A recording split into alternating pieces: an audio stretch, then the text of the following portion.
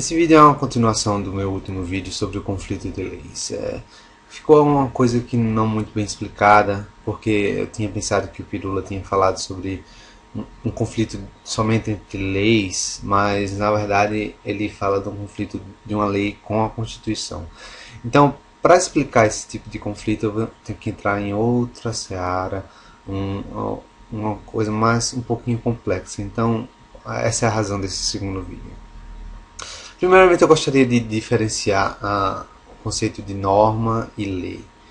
Muitos leigos usam os dois como sinônimos, mas tecnicamente eles podem ser considerados diferentes. A lei é um veículo para a norma, é uma das formas como a norma se manifesta.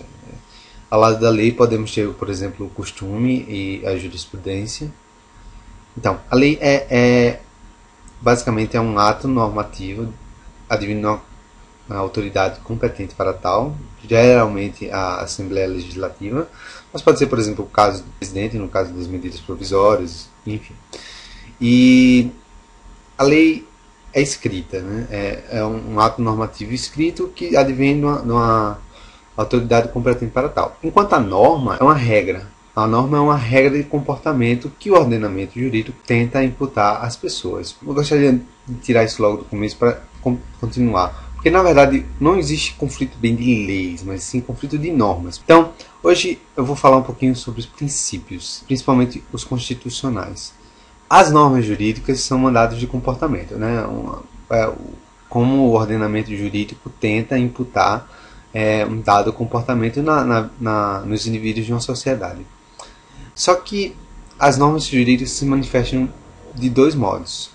O modo mais comum são as regras, né? São comportamentos específicos, não matar, o contrato deve ter uma forma específica, ou uma pessoa tem um direito X em dada situação, ou outra pessoa deve pagar uma indenização se violar o direito Y.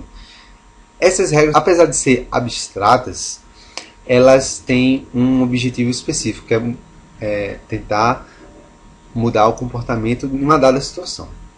Já os princípios, eles são mais genéricos, são normas, eles tentam mudar o comportamento, mas as situações que eles podem ser aplicadas não são previstas quando eles são produzidos. E eles podem abarcar N possibilidades de aplicação, né? Bem, os princípios geralmente estão em uma posição hierárquica superior no ordenamento.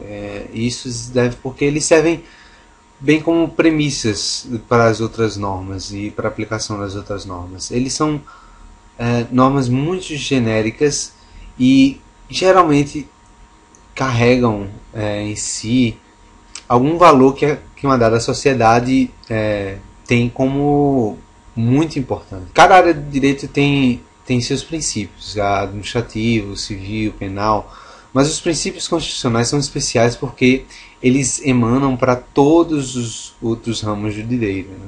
Os princípios são regras generalíssimas, né? Eles se comportam dentro desse N possibilidades de aplicação. E, por isso mesmo, diferente das regras, que quando entram em conflito são tudo ou nada, né? Ou uma regra se aplica ou ela não se aplica. Os princípios eles podem ser aplicados em graus diferentes. Outra coisa que diferencia as regras dos princípios é quando as regras entram em conflitos, uma revoga a outra. E quando princípios entram em conflito, os dois se mantêm, os dois coexistem. Justamente por representar valores muito importantes de uma sociedade, os princípios não se revogam. Então vamos tratar agora sobre os conflitos entre normas. Eu encontrei aqui um artigo muito interessante sobre os conflitos entre princípios. Ele está aqui na descrição. O nome do artigo é Princípios, Regras e Conflitos Normativos, de Thomas Bustamante, que ele faz a diferenciação muito destrinchada dos possíveis conflitos dos princípios. Ele faz a diferença primeira, ele faz a diferenciação entre os conflitos entre normas hierarquicamente iguais e normas de hierarquias diferentes. Isso porque ele na verdade faz uma teoria de conflito de todos os tipos de normas, sejam elas regras ou princípios. Quando o conflito de normas se dá entre regras, entre normas de mesma hierarquia, você precisa analisar que tipo de norma aqui está entrando em conflito. Bem, se for um conflito entre um princípio e uma regra de mesma hierarquia, por exemplo, eu tenho um princípio constitucional da igualdade e eu tenho uma regra constitucional que diz que só pode ser eleito como presidente da República os brasileiros natos. Então, isso é um conflito entre um princípio e uma regra de mesma hierarquia. Deveria prevalecer a regra, porque já por serem de mesma hierarquia, pressupõe que a regra, por ser muito mais específica, ser um comportamento já especializado, né, uma regra de comportamento especializada, ela deve prevalecer sobre o princípio, porque em todas as outras situações basicamente é uma exceção. A regra frente a um princípio é uma exceção. Então um estrangeiro não poderia invocar o princípio da igualdade para tentar se eleger presidente, porque justamente já existe uma exceção. Esse é o primeiro conflito. O segundo tipo de conflito é quando um princípio entra em conflito com outro. Nesse caso, vai haver uma ponderação de princípios. Os dois princípios vão coexistir. E, em cada caso, vai ser verificado qual princípio deve prevalecer. É sempre uma análise empírica. É sempre uma verificação, no caso concreto, para ver qual princípio deve prevalecer. E essa análise é feita pelo judiciário. E nessa decisão, nesse tipo de decisão de colisão entre princípios, existem alguns critérios que são levados em conta para decidir qual princípio deve prevalecer num caso concreto sobre o outro. Por exemplo, o número de outros princípios que auxiliam um dos princípios em conflitos, ou então o grau de aplicabilidade de um princípio face à possibilidade de restrição de outro princípio. Se você está restringindo a aplicação de outro princípio, isso é mais danoso do que aplicar o primeiro. Continuando o estudo dos conflitos, o Bustamante faz uma análise do conflito de regras, que a gente tratou já no último vídeo. Então, quando nós temos conflitos entre normas de hierarquias diferentes, a gente tem que verificar qual tipo de norma está entrando em conflito. As possibilidades de conflitos e suas respectivas resoluções em níveis hierárquicos diferentes são as seguintes. Se é um conflito entre uma regra superior e uma regra inferior, vamos utilizar o bom e velho critério da hierarquia, né? E a regra superior deve ser aplicada porque ela serve de premissa para a regra inferior. Quando há um conflito entre uma regra superior e um princípio inferior, bem, os princípios são muito genéricos, né? E eles abarcam N possibilidades. Aquela regra superior é específica para um caso concreto, é um caso restrito. Então, os dois coexistem, porque um princípio não pode ser eliminado por uma exceção do ordenamento. Então, aplica-se nessa exceção a regra superior, mas em todas as outras possibilidades de aplicação, aplica-se o princípio, né? O terceiro tipo de conflito pode ser entre um princípio superior e um princípio inferior. E aí a gente vai ter que verificar. Os dois podem coexistir no ordenamento? Se não, o princípio inferior é eliminado por causa da hierarquia. Mas se eles podem coexistir, vai haver uma ponderação de princípios. Isso porque, em algumas situações, não aplicar o princípio inferior pode ser muito mais grave do que deixar de aplicar o princípio superior. Isso é bastante raro, mas pode acontecer. O último tipo de conflito é entre um princípio superior e uma regra inferior.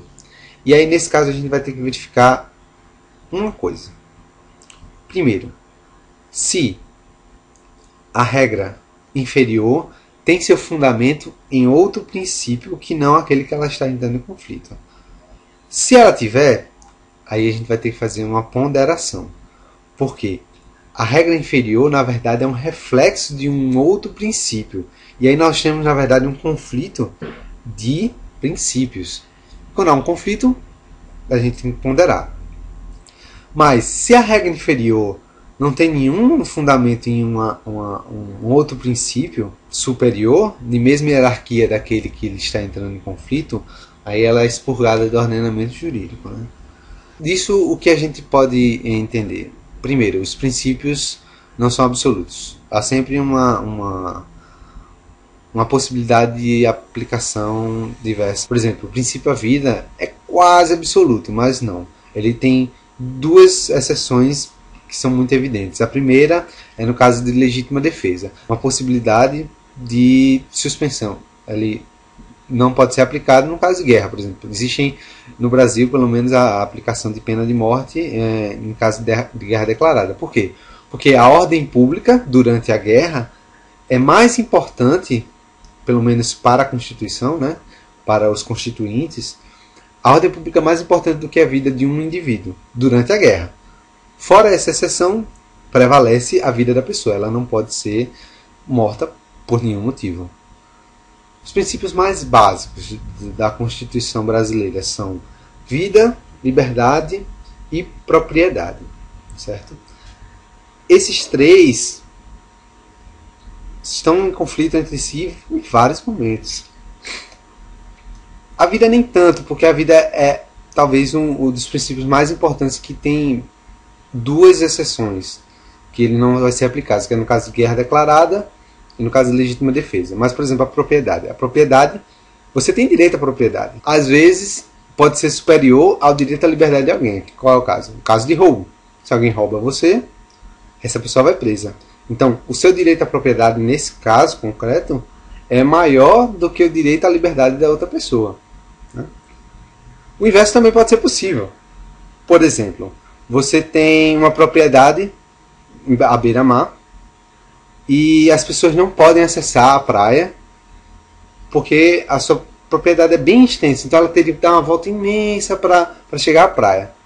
Nesse caso, o direito diz que, bem, a sua propriedade não pode, nesse caso, infringir o direito à liberdade de locomoção das pessoas. Então você vai ter que abrir um espaço para que elas acessem a praia. Né? Então, são dois casos que prevalecem, são casos que você percebe como os princípios têm muitas aplicações. Então, não dá para saber a priori qual princípio prevalece sobre o outro. Outra coisa, os princípios são tão genéricos que a gente não pode saber a priori, sem analisar o caso, qual deve ser aplicado e qual não deve ser aplicado. Então, o que prevalece é a interpretação de que presume-se inicialmente que todas as normas são aplicadas. Então, quando você, por exemplo, pegar a lei da discriminação, que é uma lei inferior, que representa, na verdade, o princípio da igualdade, e você bate de frente com o princípio da liberdade religiosa, por exemplo, você primeiramente vai aplicar a lei da discriminação, você vai aplicar a pena. Se o indivíduo não concorda, baseado na sua questão religiosa, no seu foro íntimo, ele vai levar para o judiciário dizer se é mais importante, nesse caso concreto, a religião ou a igualdade. Né? Mas, a princípio, a regra é aplicada. Então, não há o que dizer de invocar anteriormente à aplicação da lei a questão da liberdade religiosa. Ela vai ser aplicada. Quem pode dizer que não pode ser aplicada é somente o juiz, depois que o fato foi feito. Então, basicamente era isso. Espero ter explanado um pouco melhor a questão, mais profundamente. Deixe seus comentários aqui embaixo e até o próximo vídeo.